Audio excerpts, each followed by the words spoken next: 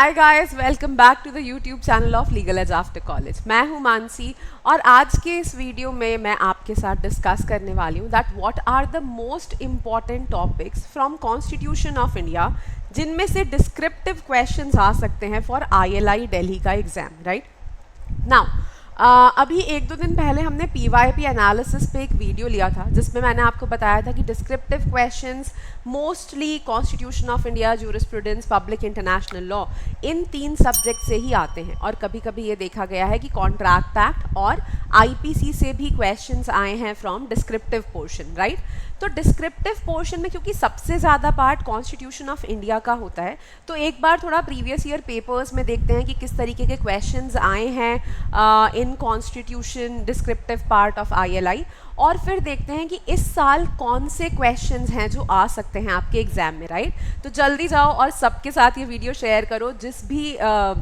जिन भी लोगों को ILI दिल्ली का एग्जाम देना है मई में, उन सबके साथ ये वीडियो शेयर करो। This is going to be very very useful for you all.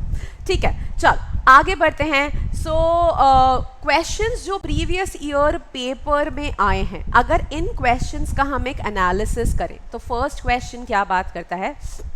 First question बात करता है evolution of right to life and personal liberty under Indian constitution को डिस्कस करिए। ठीक है, आर्टिकल 21 से रिलेटेड है आपका ये वाला क्वेश्चन। ठीक, फिर सेकंड क्वेश्चन बात करता है constitutional challenges faced by Indian democracy in the 21st century. Essay type question. ठीक है, this is an essay type question. फिर brief essay on desirability of creating all India judicial services related to article 313, again an essay type question. ठीक, preamble of constitution sets out aims and aspirations for people of India, ये भी आपका ऐसे type question है जो preamble से related बात कर रहा है। फिर nature and scope of president's pardoning power under article 72, तो power of president and power of contempt of court. This was a contemporary issue in the year which this was asked. इससे related एक बहुत important judgment आया था 2020 में, तभी 2020 में ये question पूछा गया था। ठीक है, फिर define and distinguish between constituent power, amending power and legislative power under Constitution of India. फिर पूछा है relevant cases relating to decriminalization of homosexuality, तो ये आपके 2018 के पेपर में पूछा गया था। ठीक है, अब अगर इन क्वेश्चंस का हम एनालिसिस करें तो कुछ पॉइंटर्स हैं जिन पर हम पहुंच सकते हैं। पहला पॉइंट तो ये कि यहाँ पर जितने भी ये क्वेश्चंस हैं ये किसी ना किसी कंटेम्प्ररी इशू से रिलेटेड हैं, या तो ये क्वेश्चंस कंटेम्प्ररी इश्यूज से रिलेटेड हैं। ठीक है, या फिर ये क्वेश्चंस जो कॉन्स्टिट्यूशन के ऊपर आए हैं, ये कॉन्स्टिट्यूशन के कॉन्सेप्ट से रिलेटेड हैं एंड कॉन्स्टिट्यूशन के ऐसे टाइप क्वेश्चंस इन्होंने पूछे। ठीक है, तो टाइप ऑफ क्वेश्चन ऐसे टाइप है और कॉन्टेम्प्ररी इश्यूज से रिलेटेड क्वेश्चंस यहाँ पे पूछे गए। तो मतलब इस साल भी पेपर में ऐसा ही कुछ आना चाहिए, विच मीन्स कि इस साल के या most contemporary important topics constitution of India के क्या चल रहे हैं, कहीं ना कहीं उसी चीज़ से क्वेश्चन बनना चाहिए। एंड क्वेश्चन का नेचर विल बी ऐसे टाइप क्वेश्चन। ठीक है, एंड कुछ जेनरिक टॉपिक्स भी हैं जहाँ से क्वेश्चंस आ सकते हैं। ठीक, तो सबसे पहला contemporary issue judicial reform and independence के ऊपर चल रहा है अभी, तो उस पर कुछ क्वेश्चन बन सकता है।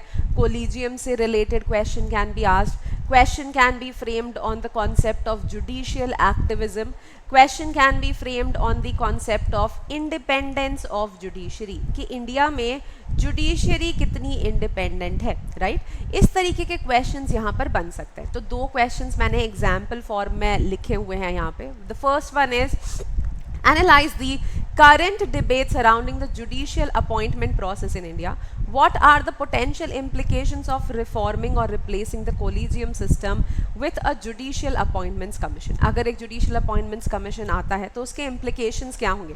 Present collegium system जो है वो कितना effective है, क्या उसको replace करना चाहिए? ठीक है, the second kind of question which can be framed over here is to what extent has judicial activism in India contributed to balance of power? So separation of power and balance of power से related question भी यहाँ पर पूछा जा सकता है। Executive, legislative और judiciary की power को balance करने में जुडिशियल एक्टिविज्म का और अपॉइंटमेंट थ्रू कोलिजियम का क्या रोल रहा है, डिस्कस इट्स कॉन्स्टिट्यूशनल इम्प्लीकेशंस। ठीक, secularism again is a very hot topic now a days with a lot of Hindutva conversation going on, और राम मंदिर और ये सब चीज़ें जो भी चल रही हैं उनसे, उनकी वजह से, और उत्तराखंड में यूनिफॉर्म सिविल कोड का आना, बीजेपी के मेमोरेंडम में ये प्रॉमिस करना कि हम यूसीसी लेके आएंगे कंट्री के लिए, इन सब चीज़ों की वजह से सेक्युलरिज्म अगेन एक बहुत कंटेम्प्रेरी टॉपिक बन चुका है हमारे लिए। ठीक है,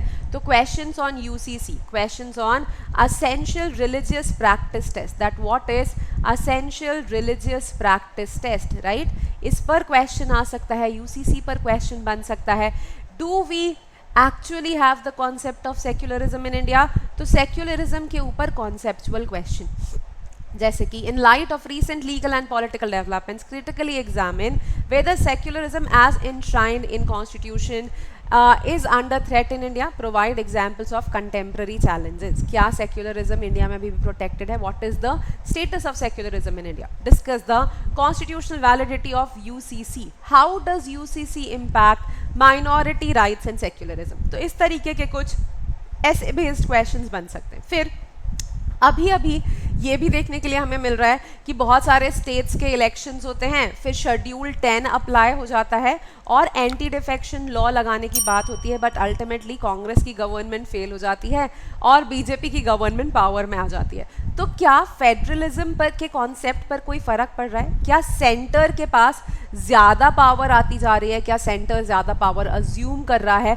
this is also one of the contemporary issues. तो फेडरलिज्म के ऊपर भी क्वेश्चन इस बार बहुत इजीली बन सकता है कि क्या federal structure of constitution is still intact? India के कॉन्स्टिट्यूशन का फेडरल स्ट्रक्चर क्या है? आर्टिकल 356 जो स्टेट इमरजेंसी का कॉन्सेप्ट है, उसके कॉन्टेक्स्ट में अगर हम देखें तो प्रेसिडेंट रूल जब इम्पोज किया जाता है तो क्या उससे फेडरलिज्म पर कोई फ़र्क पड़ता है? इस तरीके के क्वेश्चंस आ सकते हैं। ठीक, अभी अभी पार्लियामेंट में वन नेशन वन इलेक्शन के ऊपर भी काफ़ी डिबेट चल रही है। ऑल्दो ILI के पेपर में अभी तक इलेक्शन के ऊपर कभी भी कोई क्वेश्चन नहीं पूछा गया है कॉन्स्टिट्यूशन से, but because this is a contemporary issue और अभी वन नेशन वन इलेक्शन के ऊपर काफ़ी डिबेट्स और डिस्कशंस चल रहे हैं, और इस वजह से एक चांसेस हैं कि वन नेशन वन इलेक्शन के ऊपर कोई ना कोई क्वेश्चन पूछा जा सकता है। What are the constitutional and practical challenges associated with proposal of one nation one election? One nation one election लेके आएंगे तो क्या constitutional problems हो सकती हैं? इसके for में और against में क्या arguments हैं? Examine the role and autonomy of Election Commission of India, और Election Commission of India का क्या role है, क्या autonomy है? How does the appointment process of election commissioners impact fairness of elections in India? अगर appointment commissioners को appoint किया जाता है तो उससे इलेक्शन कमिश्नर्स को अपॉइंट किया जाता है तो उससे इंडिया के इलेक्शंस की फेयरनेस पर क्या फ़र्क पड़ सकता है? ठीक, फिर right to privacy and data protection is again a very contemporary issue. तो आर्टिकल 21 में आधार के ऊपर यहाँ पे क्वेश्चन आ सकता है कि आधार को वैलिडेट करके, क्या आधार के वैलिडेट करने से राइट टू प्राइवेसी ब्रीच हो रही है? क्या उससे आर्टिकल 21 का वायलेशन होगा? राइट, तो यहाँ पर जो आपका पुट्टास्वामी वाला जजमेंट है वो जजमेंट यहाँ पर इम्पॉर्टेंट हो जाएगा। फिर इसके बाद अगर कोई पर्सनल डेटा प्रोटेक्शन बिल आता है तो क्या उससे राइट टू प्राइवेसी पे कोई फ़र्क पड़ेगा? या क्या राइट टू प्राइवेसी को प्रिजर्व करने के लिए एक डेटा प्रोटेक्शन बिल असेंशियल है एज पर आर्टिकल 21? इस तरीके के क्वेश्चंस भी बन सकते हैं। फिर क्योंकि last year he Supriyo versus Union of India के जजमेंट में LGBTQ कम्युनिटी की जो राइट टू मैरिज थी उसको रिजेक्ट कर दिया गया, और पहले भी हमने प्रीवियस ईयर पेपर्स में भी देखा है कि सेक्शन 377 के डीक्रिमिनलाइजेशन के ऊपर क्वेश्चन ऑलरेडी आ चुका है। तो इस बार भी चांसेस हैं कि LGBTQ कम्युनिटी की क्या राइट्स हैं कॉन्स्टिट्यूशन ऑफ इंडिया के अंदर, उससे रिलेटेड कोई ना कोई क्वेश्चन यहाँ पर पूछा जा सकता है। क्या constitutionally can we grant them right to marry constitutionally? A question like this can also be asked in your paper, right? Now कुछ जेनरिक टॉपिक्स जहाँ से और क्वेश्चंस बन सकते हैं, तो ये तो कुछ बहुत मेजर कंटेम्प्रेरी टॉपिक्स थे जो काफ़ी ज़्यादा इशू में हैं, पर इसके अलावा कुछ जेनरिक टॉपिक्स जहाँ से क्वेश्चन बन सकते हैं। But before moving too generic topics, in case you are interested in any kind of courses related to CLAT PG, LLM entrance exams की आप तैयारी कर रहे हो, UGC नेट एग्ज़ाम की अगर आप तैयारी कर रहे हो, या अगर आप किसी भी गवर्नमेंट लॉ ऑफिसर एग्ज़ाम की, IBPS SO law officer, SEBI grade है, इस तरीके के किसी भी एग्ज़ाम की अगर आप तैयारी कर रहे हैं, then you can visit toprankers.com। Online courses में जाके यहाँ पर CLAT LLM plus law officer वाले सेक्शन में आपको सबके लिए ऑप्शंस मिलेंगे, UGC नेट के लिए, LLM के लिए, लॉ ऑफिसर एग्जाम्स के लिए, और यहाँ जाके आप हमारे बैचेस को एक्सप्लोर कर सकते हैं और देख सकते हैं if you are interested in anything. We also have a lot of test series, तो again law PG plus banking के सेक्शन में जाके you can explore our test series also. ठीक है, चल coming back now to the generic topics. तो कुछ generic topics जिन पे क्वेश्चंस बन सकते हैं, freedom of press all time common topic है, इस पे क्वेश्चन आ सकता है। आर्टिकल 19 सेडिशन लॉ, क्योंकि BNS लास्ट ईयर आया है, ऑल्दो आपके सिलेबस में अभी भी IPC पूछा जा रहा है, पर BNS लास्ट ईयर जब आया तो BNS ने सेक्शन 124A ऑफ IPC को हटा दिया, पर उसकी जगह पर एक सेक्शन 152 ऐड कर दिया, जो कि काफ़ी सिमिलर है टू सेक्शन 124A IPC।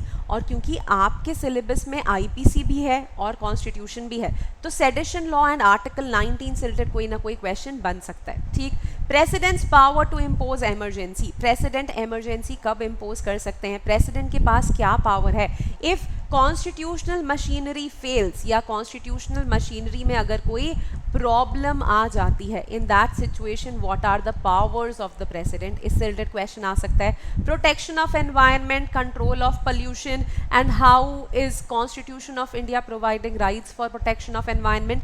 तो लास्ट ईयर आपका एक जजमेंट भी आया था प्रोटेक्शन ऑफ एनवायरनमेंट पे, जिसमें सुप्रीम कोर्ट ने बोला था right to breathe clean air, right to breathe clean air is a part of article 21, right to breathe clean air is a part of article 21। तो इस पे भी क्वेश्चन बन सकता है। वैलिडिटी ऑफ EWS रिजर्वेशन, क्या EWS रिजर्वेशन वैलिड है, फिर यहाँ पर आपका जो Janhit Abhiyan versus Union of India वाला जजमेंट है वो इंपॉर्टेंट हो जाएगा। Applicability of the concept of creamy layer on SC/ST, last year ही जजमेंट आया है, देविंदर सिंह वाला जो जजमेंट है उससे रिलेटेड क्वेश्चन भी यहाँ पर आपका पूछा जा सकता है। रिजर्वेशन पे रिलेटेड और भी तरीके के क्वेश्चंस यहाँ बन सकते हैं।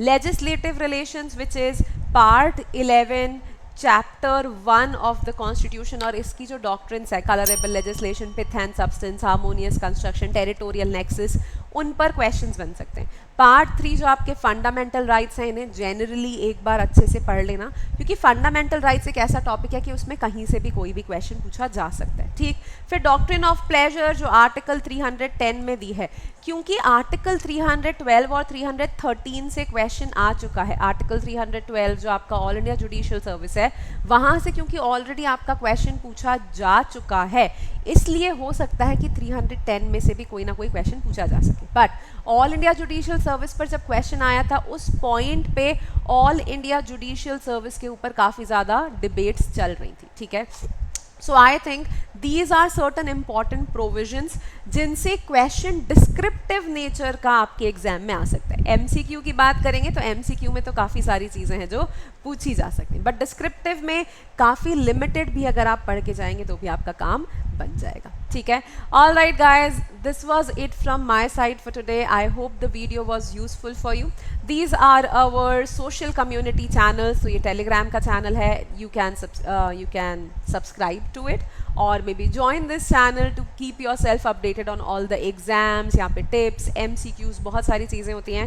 This is the Instagram channel and this is our YouTube channel. Please subscribe, please like the video, please share the video, and this is the TR Law community. In case you want to get in touch with us, you can call on this number. This is our calling number. यहाँ पर call करके आप हमसे बात कर सकते हैं. This is our email address and this is the website. Alright guys, this was it from my side. Please take care of yourselves. Please keep studying. Don't get anxious. Keep your mental health all right. Take care. Bye-bye.